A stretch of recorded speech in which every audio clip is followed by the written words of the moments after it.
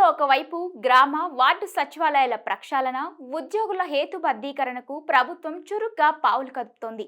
ఇప్పటికే ఈ నిర్ణయానికి కేబినెట్ ఆమోదముద్ర కూడా వేసింది.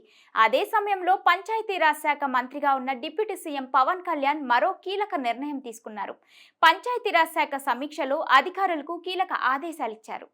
గ్రామీణ ప్రజలకు నిరంతరాయంగా పంచాయతీ సేవలు అందేలా చూడాలని, దీనికోసం సిబ్బంది లేమి సమస్యను అధిగమించాలని డిప్యూటీ సీఎం పవన్ కళ్యాణ్ అధికారులకు స్పష్టం చేశారు.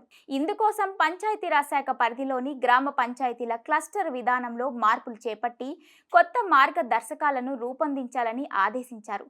గతంలో పంచాయతీల ఆదాయాన్ని ప్రాతిపదికగా తీసుకొని మాత్రమే క్లస్టర్ గ్రేడ్ల విభజన విధానం చేపట్టారని, కానీ ఇప్పుడు కొత్తగా జనాభాను ప్రాతిపదికగా తీసుకొని పంచాయతీల క్లస్టర్ గ్రేడ్లు విభజించాలని సూచించారు. పంచాయతీల్లో సిబ్బంది నియామకం విషయంలో హెచ్చుతగ్గులు లేకుండా సేవలు నిరంతరాయంగా ప్రజలకు అందేలా చూడాలని అధికారులకు పవన్ ఆదేశాలిచ్చారు.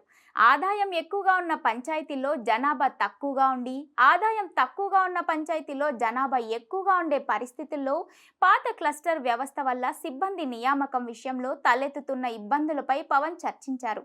గ్రామ పంచాయతీ సచివాలయ సిబ్బందిని సమన్వయం చేసుకొని కొత్త క్లస్టర్ గ్రేడ్ల విభజన విధానంలో సిబ్బందిని నియమించుకోవడంపై పవన్ అధికారులతో చర్చించారు. ఈ విధంగా చేయడం వల్ల మౌలిక వసతుల కల్పన, సంక్షేమ పథకాలు అమలు, ప్రభుత్వ కార్యక్రమాల నిర్వహణతో పాటు గ్రామ పంచాయతీల ప్రాథమిక బాధ్యత అయిన తాగునీటి సరఫరా, వీధి దీపాల నిర్వహణ, అంతర్గత రోడ్ల నిర్మాణం, పారిశుద్ధ్య మెరుగుదలకు తగినంత మంది సిబ్బంది ఉంటారన్నారు. వీటిపై అధ్యయనం చేసి పంచాయతీల్లో పరిపాలన సులభతరం చేసేందుకు అవసరమైన సిఫార్సులు చేసేందుకు కమిటీ వేయాలని పవన్ నిర్ణయించారు. కొత్త క్లస్టర్ల విభజన, గ్రేడ్ల కేటాయింపుపై ప్రభుత్వానికి ఈ కమిటీ సిఫార్సులు చేయనుండగా పంచాయతీరాజ్ శాఖ నుంచి 4 ఉన్నతాధికారుల కమిటీ ఏర్పాటవుతుంది. జిల్లా యూనిట్ ప్రాతిపదికన 26 జిల్లాల్లో ఉన్న పంచాయతీల ఆదాయం, జనాభాను ప్రాతిపదికగా తీసుకొని జిల్లా కలెక్టర్లు ఇచ్చే నివేదికలను రాష్ట్ర కమిటీ పరిశీలించిన తర్వాత పంచాయతీల క్లస్టర్ గ్రేడ్లను ప్రభుత్వానికి నివేదిస్తుంది.